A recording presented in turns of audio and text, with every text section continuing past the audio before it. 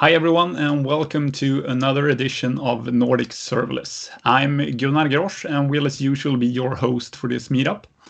This time we've got a session I've really been looking forward to when we have AWS data hero and author of the DynamoDB book, Alex DeBrie, with us. His session is titled More Than a Key Value Store, Getting the Most Out of DynamoDB. But before we get to the session, I want to remind everyone that we'll do Q&A using Slack. So join the Serverless Forum Slack at nordicserverless.io/Slack. And there you join the channel Nordic Serverless. So Alex will be answering questions during the session, but we'll also do a live Q&A after his session. And with that, I'll leave it over to Alex and his session, More Than a Key Value Store, Getting the Most Out of DynamoDB. Hey folks, thanks for having me here today at Nordic Serverless.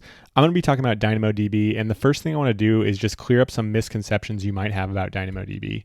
Now, if you go searching about DynamoDB, you might find when and when not to use it, and a few things you might find is something like this: when to use DynamoDB if you have key value or very simple queries, but you might see something else that says, hey, don't use DynamoDB if you have complex queries in your application.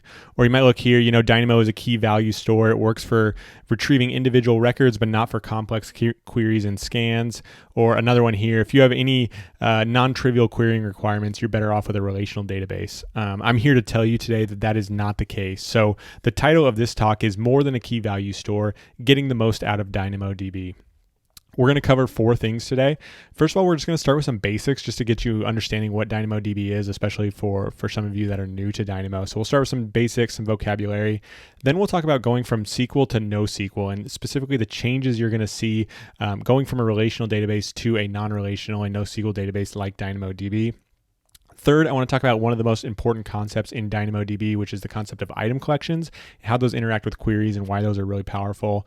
And then finally, we'll talk about some common patterns in your application that you can do with DynamoDB that you might not have known that were possible. So we'll check those out. Who am I? I'm Alex DeBrie. I wrote the DynamoDB book, released that recently. A couple of years ago, I created the DynamoDBguide.com, so you can go check that out. And that's just a more friendly introduction to DynamoDB, some of the concepts there. I'm an AWS data hero due to my work with DynamoDB in the community, and just a general overall AWS and serverless fan. If you want to know more about the DynamoDB book, you can go check that out at dynamodbbook.com. I think it's the most comprehensive guide to data modeling with DynamoDB. It's got 450 pages and a bunch of extras. It'll show you how to do relationships, how to do sorting, filtering, uniqueness, all that stuff. And it's got 5 walkthrough examples, so it's pretty in-depth stuff if you want to go check that out. So let's get started with the basics of DynamoDB, and I just want to start off with the vocabulary because I think that's important to give us all sort of the same baseline here. So 4 main vocabulary terms that you need to know about with DynamoDB, and that's going to be table, item, primary key, and attribute. And as we walk through this, I'm going to use an example just to sort of guide us to see what this means. So the example I'm going to use is a session store. So imagine you have an application where a user needs to authenticate and you want to maybe give them a session token. You store that in a database and they return that on every request. Here's an example table I have. I've got 4 records in this table, 4 different Marvel characters. If you look at all the records together, that's going to be called a table. So that'll be similar in terminology to a relational database. They call them tables as well.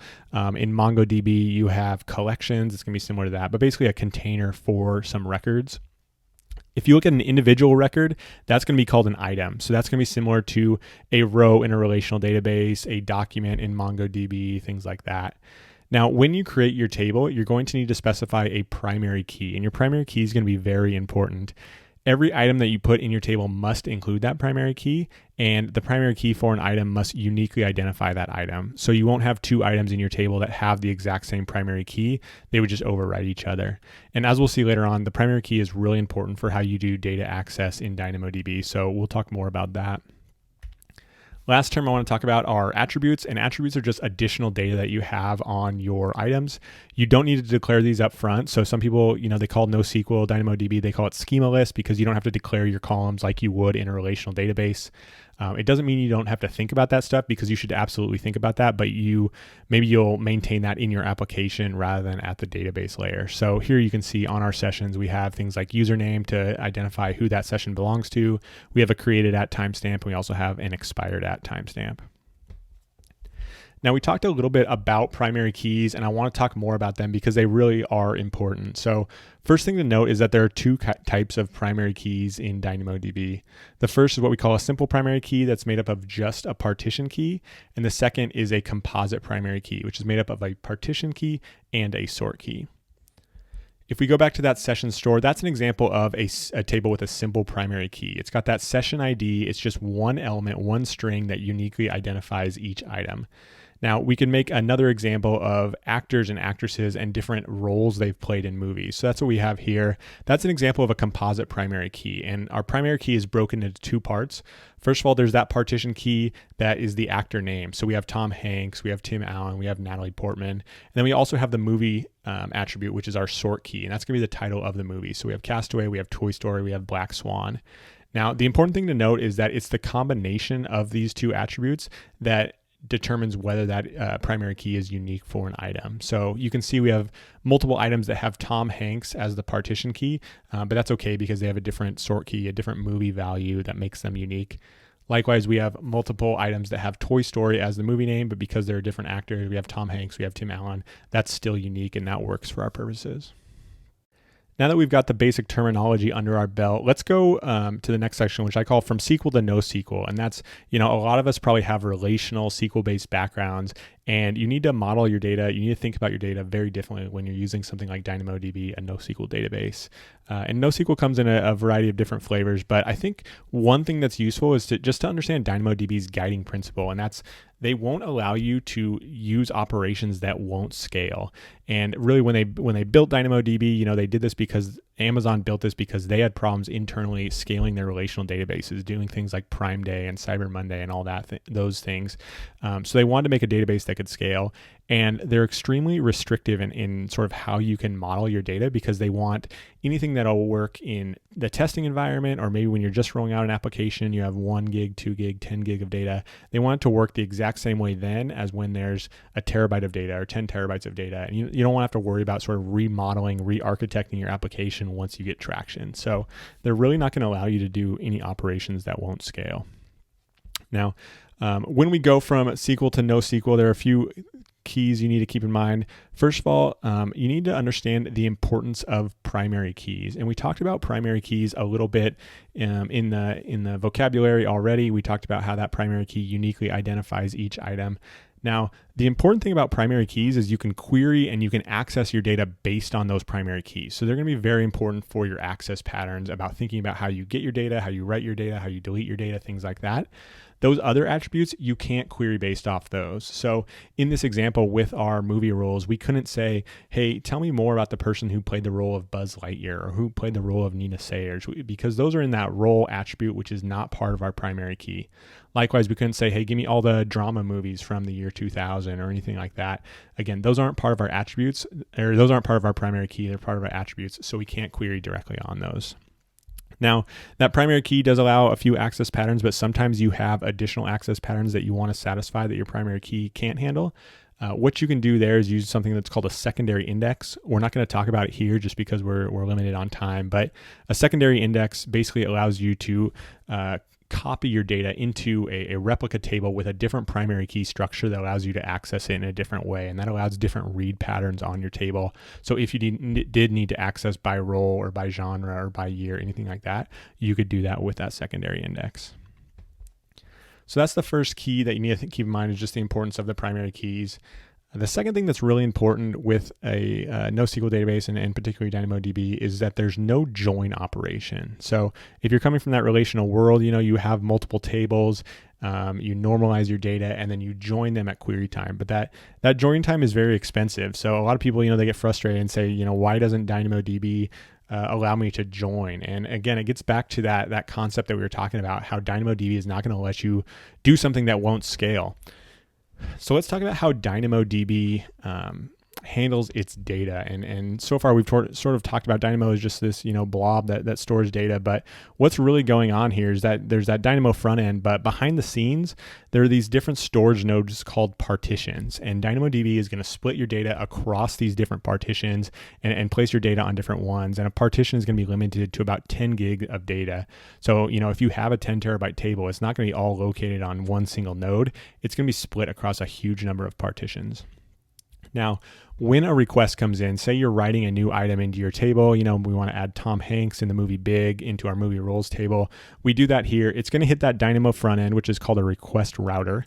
And what it's going to do is it's going to run a hash function on that partition key, which is the actor name in this particular instance. And we're going to realize, hey, this item belongs to partition 1, and then it's going to go write it to that partition 1. Now, what you can do is you can add additional partitions. So we had 2 partitions, now we've scaled up to our 3rd partition. The great thing about this is that finding which partition a particular piece of data lives on is an O1 operation. So that's gonna be a constant time operation. This is gonna be a lookup in a hash table. So, even if you have 1,000 or 10,000 partitions in your database, it's still gonna be the exact same as if you just had one partition, because it's gonna be just a quick lookup in that hash table. So that's gonna be, that's one of the big benefits of DynamoDB, but that's also why you can't join, because, you need to get that data co-located on an individual node and laid out that way. And you don't want to be joining across different partitions, which would be slow as you're doing some network IO in that situation. So with those 2 points in mind, the importance of the primary keys and how you can only really query based on those, and there's no join operations, there are a few important implications of this that we should talk about. And the biggest one is that you should know your access patterns in advance. And this is different from a relational database. So usually with a relational database, you'll create your ERD to sort of list your entities and your relationships, how they map out to each other.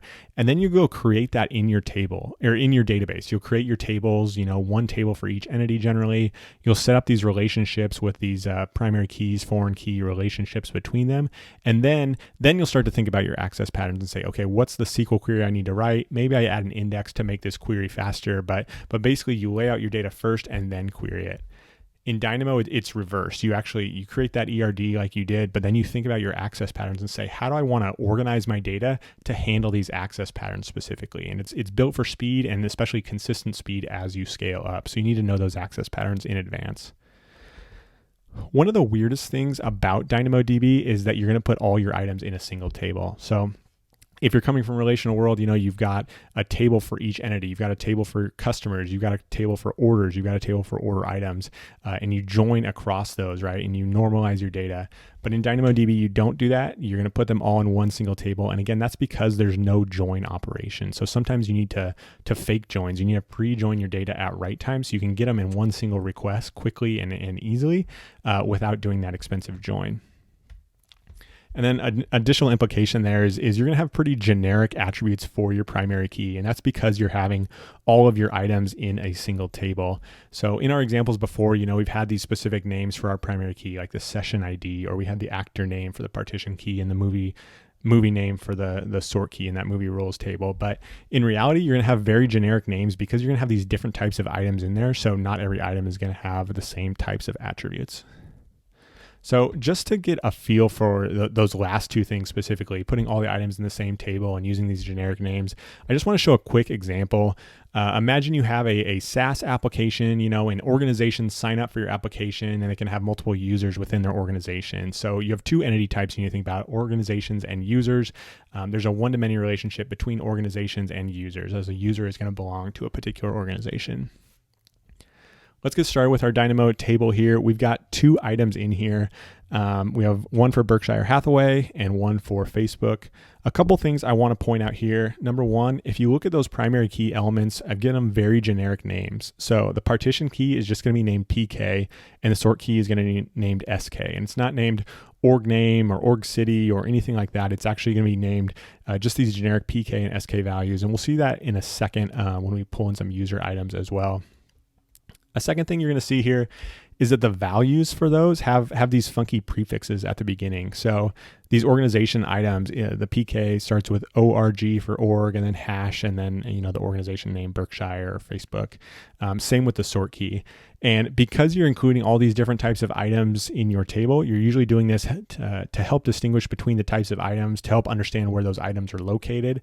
So one thing I like to do is make a conceptual separation between what I call application attributes, which are the attributes more on the right, like organization name, subscription level, things that are useful in your application, and then indexing attributes, which are attributes that are only there for the purpose of indexing in DynamoDB. And that's the PK and SK values, and they don't really have as much meaning in your application.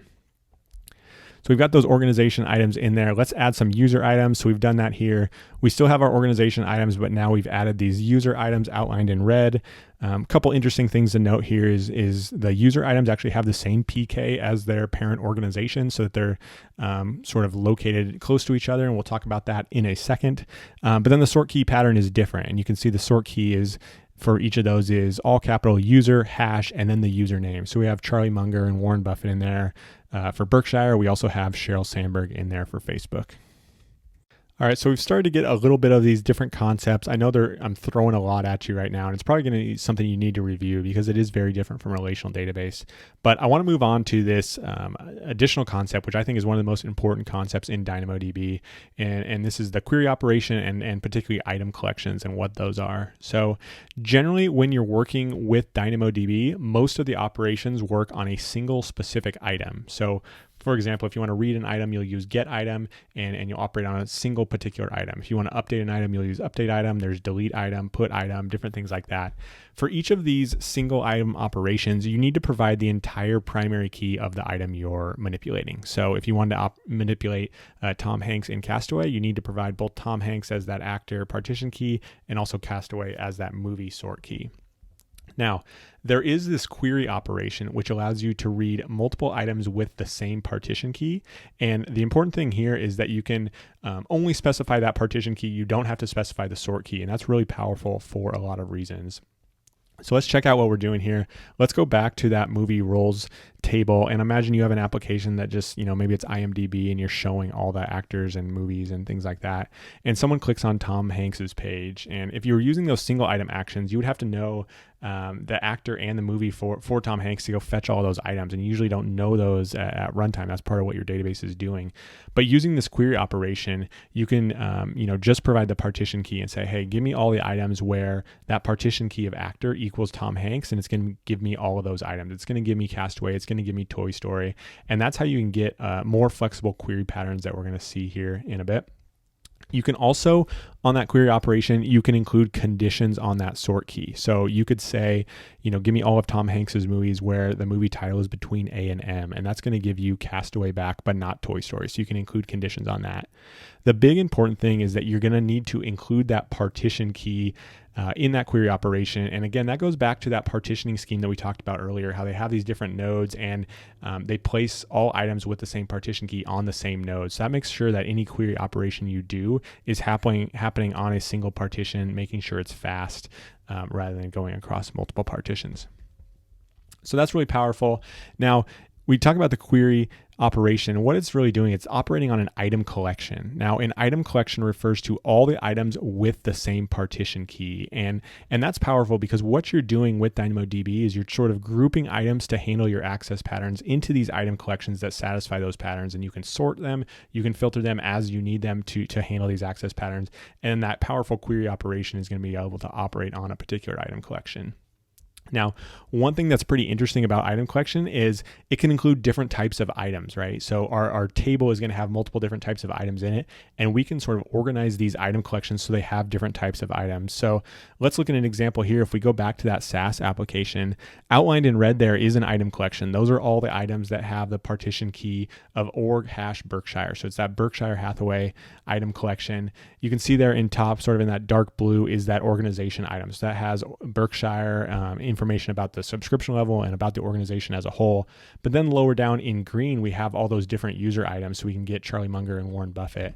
And this enables really powerful patterns of pre-joining your data, where you're putting them in the same access item collection to handle the access patterns that you need, which is really powerful. So make sure you understand item collections as a concept. All right, so we got about 10 minutes left before I take some questions. And what I want to run through here are some common patterns that you might want to do in DynamoDB or really any application. And I want to show how you can do them with DynamoDB to show you that DynamoDB is more than just that key value store. And I think the best way to show that, number one, is showing how to handle one-to-many relationships, because this is something that's very common in your application to have one-to-many relationships. But it's something you usually can't do with a key value store. But I'll show you that you absolutely can do it with DynamoDB. So as I walk through in the book, there are really 5 different strategies on how to handle one-to-many relationships with DynamoDB, and which one you choose really depends on your situation, your access patterns, things like that. But I actually group them into 2 different buckets if you want to have higher level concepts. And the first bucket is using denormalization. So if you're coming from that relational world, you're used to normalizing your data, splitting it out, don't repeat yourself, make sure every column value is atomic, but we're going to get away from that a little bit with DynamoDB. So the way I want to show that example here is, let's go back to that SaaS application that we had. And remember that organizations are the one that are actually making the subscriptions. They might have a pro subscription or an enterprise subscription. And maybe as part of that, we have them set up payment methods, right? And they can actually have multiple payment methods. So if their first payment method fails for whatever reason, it can fall back and try that second one so they don't get cut off, and leave them high and dry there. So maybe we want to allow organizations to register multiple payment methods. So there's a one-to-many relationship between an organization and the payment method. And the way I would do it in this example is I would denormalize. So it's sort of screwed up my table here, but what I have outlined in red there is this payment method attribute that I've just attached onto that organization item. And this is a map attribute. So DynamoDB lets you have complex attributes like maps and lists. So you can hold multiple values in there. And that violates all the normalization techniques that you learn when you're doing relational databases. But again, we're going to get away from that just a little bit here. And so in this one, I have this payment method map, and I have a default payment method and a backup payment method. So each of these has a credit card and a bank account, and that allows you to store multiple values there. Now, denormalization can be a good one to work, especially this type of denormalization if a few things are true. First of all, you want to make sure you're not doing any access patterns by that related entity. So in this case, it's unlikely that I'd say, hey, I have this credit card. Who's the organization that it belongs to? I probably just don't have that access pattern. Rather, what's going to happen is I'm going to say, okay, it's time to bill Berkshire. Go fetch that Berkshire item, check out their payment method, and run it. And so I don't have any access patterns on that payment method outside of its parent organization item. The second thing that should be true here is that you have a limited number of related items, because DynamoDB has an item size limit of 400 kilobytes. So if you had, if users could save 1 million payment methods or something like that, it would overflow that item size. Now, in this particular instance, it's unlikely that you're going to have a unlimited number of payment methods. It seems reasonable to limit them to 2 or 5 or maybe even 10 at the most, but nothing that's going to overflow that DynamoDB item size limit. So it's okay to use in this case. But you might get into situations where that denormalization pattern doesn't work, and what you'll do there is use item collections plus a query. So we already talked about item collections, but let's just go back to the one-to-many relationship we have between organizations and users. And an organization can have multiple users, and this could be problematic if we look at those denormalization things where sometimes we want to fetch a user by itself without fetching sort of that whole organization item. Number two, an organization can have ideally an unlimited number of users if they keep buying more and more, if they have a bigger subscription and allow a lot of users in there. So we don't want to limit them to some arbitrary number just based on this DynamoDB item size. So we'll split out those users as different items in DynamoDB. But then we might have the access pattern where we say, hey, fetch the organization and the users, sort of join that data together. But instead of, we don't have joins in DynamoDB, so what we'll do is pre-join that data into an item collection. So again, going back to that table we had, we have this item collection here outlined in red where that organization item, those user items are all located together, and we can fetch those all in one request. So that's how you handle one-to-many relationships in DynamoDB. A couple of the popular ways, there are a few others as well. Let's move on to another topic, which is around uniqueness. And often your application will have uniqueness requirements where you say, hey, I want to create this item as long as there's not another item with this same attribute value.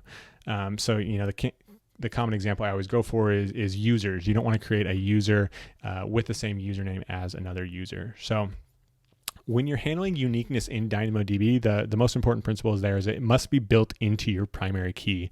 Because again, all our access patterns are happening on that primary key. So we can't build that uniqueness into an attribute and say, hey, go ahead and create this item if there are no other items with this attribute, because we have no way to sort of check that easily other than if it's built into that primary key. Then when you're writing that item, what you're going to do is use something called a condition expression to avoid overwriting that item. So you'll write this condition expression that says, hey, write in this item into my table as long as there's not another item with this same primary key. And if there is another item with that same primary key, it's going to reject it, throw an error back to you, and you can say, hey, a user with this username already exists. So that's what we have here. I've got that users table, and you can see on that primary key, both the PK and SK, I've built the username directly into those primary key values that allow me to specify uniqueness requirements on those. Now, it gets a little trickier if perhaps you have multiple uniqueness requirements on a single entity type. And so just to take our user example one step further, perhaps you want to prevent people signing up with that same username, but also people signing up with the same email address. You want to make sure that if someone's already used a particular email address, they can't sign up for multiple accounts with that same email address. So let's go back to our table. And one thing you might think to do is this, and I just switched it to where now you're also including the email into the primary key. So in that partition key, you have the username, and in the sort key, you have the email address. And that's actually not going to work for you, and it's actually going to take away that initial uniqueness requirement you're going to do. The only thing you can do there is make sure that there's no user signed up with that username and that email address, but it's not going to sort of do the or, which is really what you want. So instead, what you're going to do is something like this. You're going to create an item for each type of unique attribute you want to track there. So again, I've got my user items up top, but I've also added these user email items outlined in red. And the only thing they're doing basically is tracking uniqueness on that user email. And they actually don't even have the other attributes for that user on them. They're solely there for tracking and maintaining uniqueness for me. And now what I'm going to do when I'm creating that user, I'm actually going to use a transaction where you can use this transact write item where it says, hey, I'm going to give you a batch of some write operations to perform, 3 or 4 or 20. And I want the batch to succeed or fail together as part of this transaction. So if you submit 10 write operations, one of them fails, it's actually going to roll back all those other operations as well. So what you do in this case is you'd submit those 2 write operations and say, hey, create this user item with this username and also create this user email tracking item with this particular email address.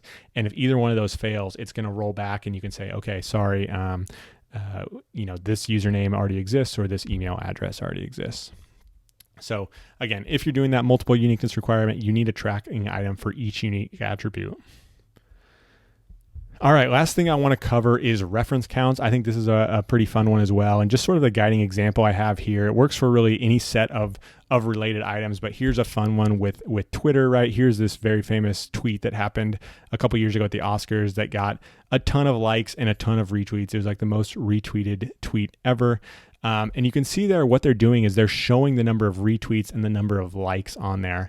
But if you think about all those related items there, it's very costly to actually count that up every time someone loads that. So you can imagine someone loading this tweet and DynamoDB making queries behind the scenes to fetch all the people that have retweeted it, all those different items and count how many there are to display it. And that would be a very, very expensive operation to get through, 3 million retweets there. So it's important to maintain these reference counts in a lot of different situations. And really you have 2 things that you want to do as part of this operation. Number one, you want to ensure that related item doesn't exist. So in our Twitter example, you want to ensure that this particular user has not already retweeted or not already liked that item. So you need to create a unique item there so that you can have that condition expression to create that item, but say, hey, if it already exists, don't let us retweet it. But as part of that, you also need to maintain a count of the related items on that parent item as well. You want to increment that counter of retweets or likes as well. So again, what we're going to do is we're going to go back to that transaction. That transaction allows us to do multiple write operations in a single request. So what we'll do in that transaction is 2 operations. We'll create that related item that says, hey, this user has retweeted this tweet or has liked this tweet. if they haven't already done that already. So we have that condition expression. Then we'll have another operation in there. It's going to be an update item on that parent item on that particular tweet itself, and just increase the counter. So if it was a retweet, we'll increase by 1 that retweet count. If it was a like, we'll increase the like count by 1.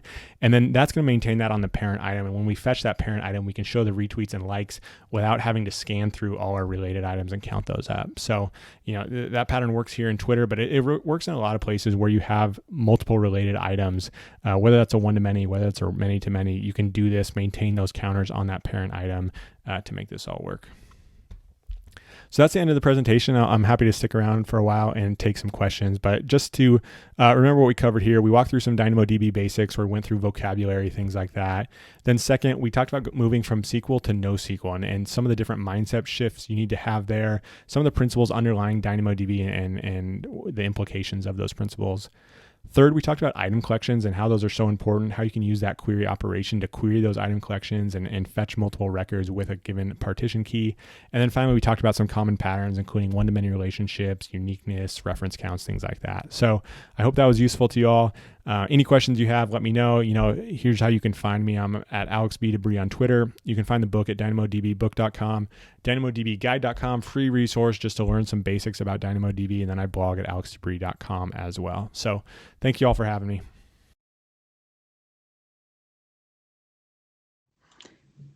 All right. And with that, the session is over. Thank you very much, Alex, for a really great session on DynamoDB. And we have Alex with us live right now. Hey, Alex. Hey, Gunnar. Thanks for having me. Great to have you here. So really great session on DynamoDB.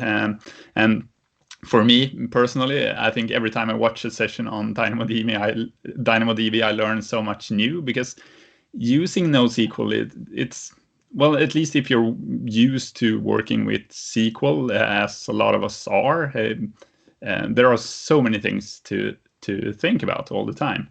So from your perspective, what do you think is the hardest part for people used to SQL to get started with NoSQL instead is? Yeah, I think it's a couple things like we saw in the talk, like how you have to think about your access patterns before you even start putting data in your table, because it really matters how you organize your data to handle those access patterns. I think that's different for people. And then also the lack of joins and just jamming everything into one table and having these weird sort of attributes on there. It's such a mindset shift that you really need to, I think, go in and sort of commit to learning and understanding how that goes. Because I think if you go halfway, you're going to end up in a situation where you're not really happy with it. You're going to have a bad experience and you're going to go back to a relational database. Whereas if you really learn those principles and figure that out and understand why you have those weird attributes and why you're sort of gathering things into these patterns to handle your query, then it works a lot better. Yeah, and looking at how we often develop things today, we are agile, we change often, and we develop new things quite often. How does that does it make it harder to work with NoSQL based on that?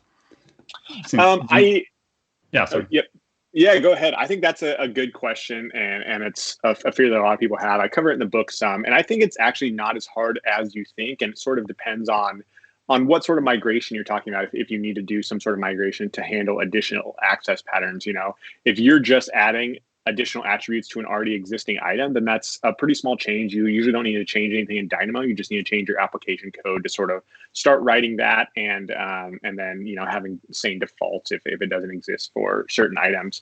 The trickier part is when you have, maybe you're writing a new type of item and you want to group it with an existing item, and maybe you need to make a new item collection in DynamoDB. And that really requires looking at those existing items and adding some attributes to them so they can be in this new item collection.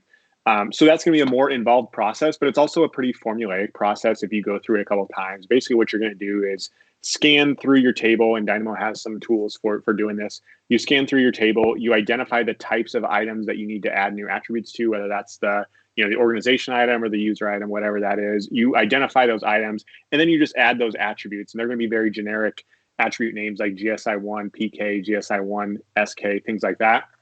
As you go through, you add those attributes, and then you're done. And it's basically that three-step process: scan, your table, identify the items, and then decorate those items with new attributes. And once you've done that a couple times, I think it gets a lot easier. You sort of understand how it works. So it's different than a relational database where all you have to do is really think about the query you need to write, what tables you need to join, or maybe add an index or two. But it also becomes formulaic and familiar over time. Yeah. And speaking of joins, you talked about, you call it fake joins in the talk. Can you explain what fake joins means and how to think about those? Yeah, sure. So basically with a join, what you're doing at in a relational database at read time is you're combining different types of entities. So you have this table over here and you have this table over here, and you're joining those together at query time. The problem with that is that's a more expensive operation than you'd like to do, because you have to read a big chunk of data from this table, you have to read a big chunk of data from this table, and you have to compare them to figure out where those matches are. So what you do with Dynamo instead is you join at write time. So you know in advance, there are certain times when I'm going to need something from this type of entity and this type of entity, and I need to get them together. In the example, we had the organization and we had the users that belong to the organization. So you sort of pre-join them by writing them together in that same item collection. That allows you to go straight to that item collection and get a contiguous block of data and return those. And the data is already pre-joined in that way. So you're still joining your data, but you know it in advance, and you're writing it in a way that it's joined rather than doing it at read time where it's more expensive. All right. So we had a few questions in Slack. Should we bring up a couple of those? Yeah, sure. So a couple good ones here. So one from Aki about how to think about the size and reach of your item collections. What should you think about a limit there? And a couple things I consider is basically there's not really a limit on the size of your item collection. As long as you're not using something called local secondary indexes, which I would just generally advise against using in favor of global secondary indexes. But there's generally no limit. A couple things you want to think about are number one, Dynamo is going to sort of split your item collection if it gets too big. So generally, they haven't really sort of said officially, but generally around 10 gigs, I think, is when they start to split your data across multiple partitions there. So if you do have an item collection that has more than 10 gigs of data in it, they'll be splitting it across. And then if you need to query across those partitions, that could be a little bit slower. So I like to generally keep them under 10 gigs. The other thing I think about is just make sure you narrowly set up those item collections so they're handling one specific query, maybe two specific queries, but not growing too large. So I wouldn't put 8 different types of entities into one item collection if they're not going to be accessed together. If you're going to access 2 or 3 of them together in one access pattern and 2 or 3 of them together in a different access pattern, just split those into separate item collections altogether, and then you'll keep them small and targeted. And the other limit you really need to think about with item collections is there's a limit on the number of reads and writes you can do per second on a particular item collection. And those limits are pretty high. So you can do 3,000 reads per second or 1,000 writes per second on a single item collection. But if you just make those narrow and targeted, then you just reduce that chance that you're ever really going to hit those limits. So I just try and split them up according to access pattern and according to some identifier, such as the user or the organization or whatever your sort of relevant entity is. That's great. You mentioned secondary indexes there and not to use local secondary indexes. So when, if ever, should you use local secondary indexes today? Yep, sure thing. Good question. So just for a little bit of background for folks, there are 2 types of secondary indexes: local secondary indexes and global secondary indexes. What secondary indexes allow you to do is you set these up on your table, and then DynamoDB is basically going to replicate your data from your base table into the secondary index using different primary keys, so you can handle different access patterns on your data, and that allows you to do different sorts of queries on your data and gives you some flexibility there, which is really great, really powerful. Check those out. There are these 2 types of secondary indexes. The local, I would say, don't use as much, and the times you would want to use local, I think really the only time you want to use local is if you have a need for strong consistency on reads on that one. Because when you're talking about a global secondary index, you can only opt into eventual consistency. You can't get a strongly consistent read from that global secondary index because there's going to be that replication lag as it goes out. Now, that replication lag is usually pretty small, usually not something you worry about that much, but it is real and it's out there. So if you have a need for strong consistency in your secondary index, you can only do that with a local secondary index, which it's nice, but it gives you, it also comes with some other limitations, including that item collection limit, but also a local secondary index must be created when you create your table. You can't create it after the fact. Also some other limits on, what the partition key has to be and things like that. Right. And you had a second question as well, I think, from Jimmy. Yep, Jimmy had a great one. So one thing we mentioned there, I think in the talk I discussed the difference between what I call indexing attributes and application attributes. So application attributes on your items, those are the things that you actually use in your application, in the business logic. And that's going to be things like username, date of birth, organization name, things like that, things that are meaningful there. But then you also have what I call indexing attributes, which are going to be those generic attributes like PK and XK or GSI1 PK, GSI1 SK, and they're solely used in DynamoDB to sort of arrange your items as you want to do them. And what I recommend is generally keep a strong separation between those. So you have your indexing attributes, you have your application attributes, and you don't, sort of cross them at all. So Jimmy had a good question on, if I have some of my application attributes encoded into my primary keys or my indexing attributes there, should I also duplicate it out as separate attributes, or should I just like parse it out from there, either by splitting on my separator or things like that? I think you can go either way there. What I recommend is actually just separate them entirely and duplicate that data as you need it. The downside there is you're going to pay for a little bit of extra storage because now you're storing that in two different places. For me, I think that's not a huge cost, and I sort of like the sanity benefits you get from having them separate and not having to parse that out. But I'd say it's really up to you. With the caveat, I'd really do that if that's in the primary key. But if you're talking about something in secondary indexes, I wouldn't try and parse out values from secondary index values, just because those might go away after time. You don't really know, whereas a primary key is more sort of fundamental to your item and will probably be around for the life of your application. Right. All right. And with that, I think it's time to wrap it up. So thank you very much, Alex, once again, for being with us at Nordic Serverless today. Thanks for a great session, and thanks for the Q&A. And if there are any further questions right now in Slack, Alex is probably able to stick around for a few minutes to answer those as well. Yep, I'm free. I'll hang around. I'll be available. And also, if you guys want to ping me on Twitter or email, whatever, I'm available for this stuff. So feel free to hit me up. Cool. Okay. Thank you very much once again, Alex. Thank you for having me. And that brings us to our next meetup, which is already next week on May 13th with AWS own Adrian Hornsby and me. And we'll be talking about chaos engineering for serverless. So don't miss that on May 13th.